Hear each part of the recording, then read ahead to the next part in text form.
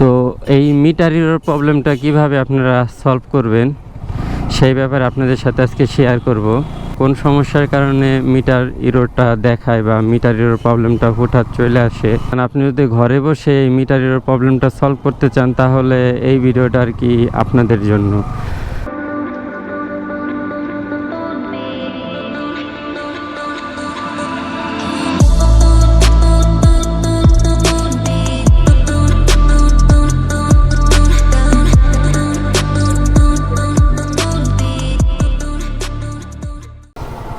আসসালামু আলাইকুম everyone, I hope আপনারা সবাই ভালো আছেন আর আমিও ভালো আছি। আর সকাল সকাল বেরিয়ে পড়লাম R15M নিয়ে। ঘড়িতে সময় এখন সকাল 9:30, 9:30 বাজে। তো এর যে বিষয়টা আজকে আপনাদের সাথে শেয়ার করব। তো আগেও এই গাড়িটার ভিডিও আপনারা দেখছেন। তো এই গাড়িটায় মিটারের একটা প্রবলেম ছিল, মিটার ইরর প্রবলেম ছিল। মিটারে RPM শো করতো না, টান শো করতো না। আর তার আগে একটা জিনিস আপনাদেরকে আমি শেয়ার করি, বাইকটা হচ্ছে R15M ইন্ডিয়ান ভার্সন আর এটা হচ্ছে BS7। তো আমি আগের ভিডিওতে একটু ভুল করছিলাম, এটাকে BS6 বলতেছিলাম বারবার, বাট এটা BS6 না, এটা হচ্ছে BS7 আর ইন্ডিয়ান ভার্সন। আর এটা হচ্ছে 3 বাটনেরটা, BS7 ফার্স্ট মডেল। আর পরের এডিশন হচ্ছে কার্বন এডিশন, এটা 3 বাটনের অ্যাডজাস্টমেন্ট। তো বাইকটার মোটামুটি এখন RPM টান দুইটাই শো করতেছে, একবারে মিটারের যা যা আছে সবই শো করতেছে। আর আগের ভিডিওতে আপনারা দেখছেন যে মিটার ইরর প্রবলেম ছিল আর মিটারে আর কি কোনো কিছুই শো করতেছিল না, RPM বলেন টান বলেন কোনোটাই দেখা যাইতেছিল না। তো মূলত সেই কারণে আর কি আজকে আবার এই বাইকটার ভিডিও। তো এই মিটার ইরর প্রবলেমটা কিভাবে আপনারা সলভ করবেন সেই ব্যাপারে আপনাদের সাথে আজকে শেয়ার করব। ফার্স্ট অফ অল আগে বলি যে মিটার ইরর প্রবলেমটা হয় কোন কারণে, কিসের কারণে বা কোন সমস্যার কারণে মিটার ইররটা দেখায় বা মিটার ইরর প্রবলেমটা হঠাৎ চলে আসে। তো প্রথমে হচ্ছে যে এটার যখন আপনারা ফুয়েল নেবেন, তো ফুয়েলের প্রবলেম থাকলে মূলত এই মিটার ইরর প্রবলেমটা দেখা দেয় বেশিরভাগ আর কি। অনেক ক্ষেত্রে ম্যাক্সিমাম ক্ষেত্রে এই সমস্যা দেখা দেয় আর কি।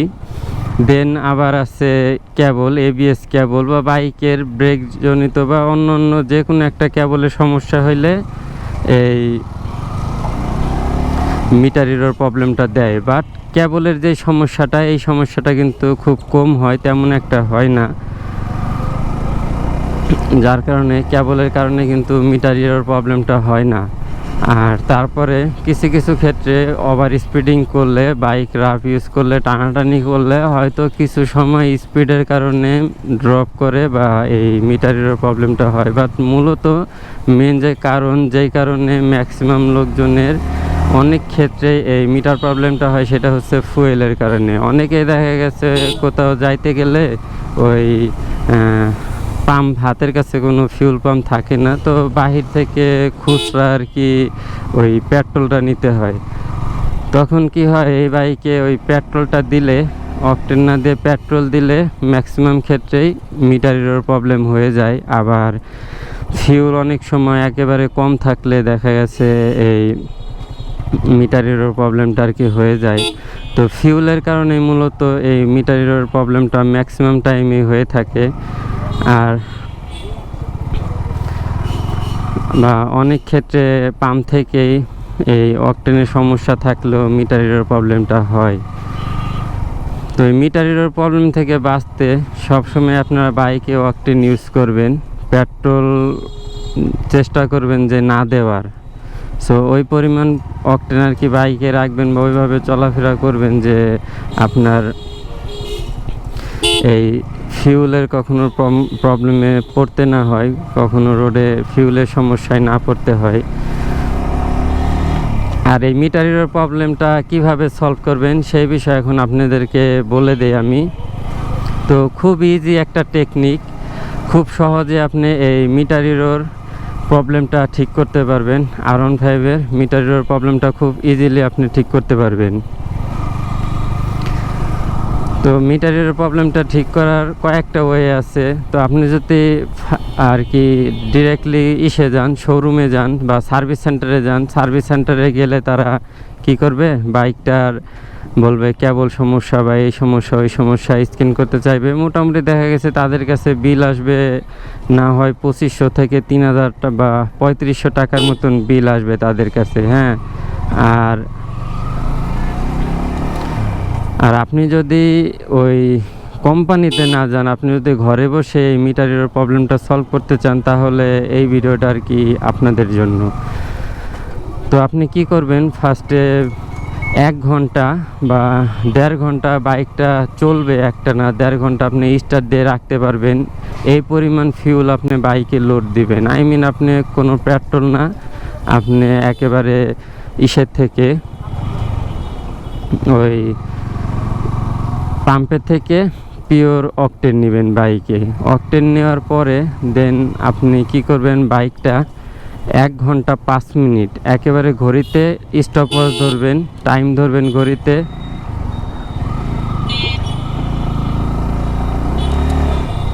টাইম ধরে দেন আপনি 1 ঘন্টা 5 মিনিট বাইকটা স্টার্ট দিয়ে রাখবেন।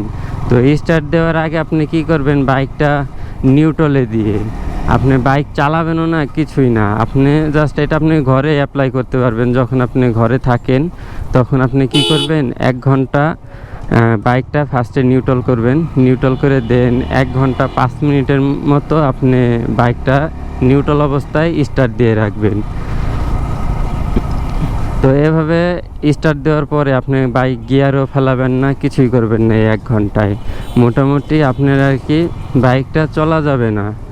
তো নিউট্রালে দিয়ে এইভাবে 1 ঘন্টা 5 মিনিট স্টার্ট দিয়ে রাখার পরে আপনি যখন 1 ঘন্টা 5 মিনিট হয়ে যাবে ফুল, দেন আপনি বাইকটা অফ করে দিবেন। তো অফ আমরা প্রায় সময় কি করি, এই ডাইন সাইডে যে ইঞ্জিন কিল সুইচটা আছে, আমরা ওইটা দিয়ে বাইকটা অফ করে থাকি। তো ওই কাজটা আর কি করা যাবে না। ওই ইঞ্জিন কিল সুইচ দিয়ে বাইকটা অফ না করে, কি বলবো ভাই, এদের বিষয়ে কিচ্ছু বলার নাই। এদের জন্য যে কত কত দুর্ঘটনা হইতেছে, মানে বলার ভাষা নাই। মানে দেখতেছে যে আমি আসতেছি, তারপর আমার মুখের দিকে তাকায়া মানে কি বলবো, মুখ খারাপ হয়ে যায়, রোডের মাঝে ঢুকে। যাই হোক, ওই সাবজেক্ট বাদ।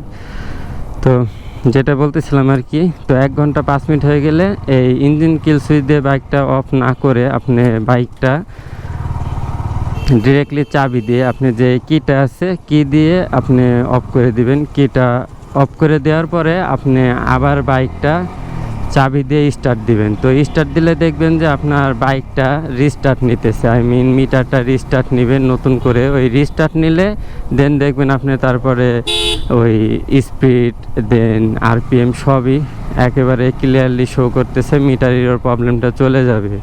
তো আশা করি যাদের এই প্রবলেমগুলো আছে, আপনারা যদি এই প্রসেসে কাজটা করেন 90% শিওর আপনাদের প্রবলেমটা সলভ হয়ে যাবে। বাকি 10% যদি আপনার কেবল বা অন্যান্য সমস্যার কারণে মিটারের প্রবলেম হয়ে থাকে, তাহলে হয়তো বা ওই প্রসেসে ঠিক নাও হইতে পারে, বা ওই প্রসেসে ঠিক হবে, হওয়ার পরে আবারও হইতে পারে।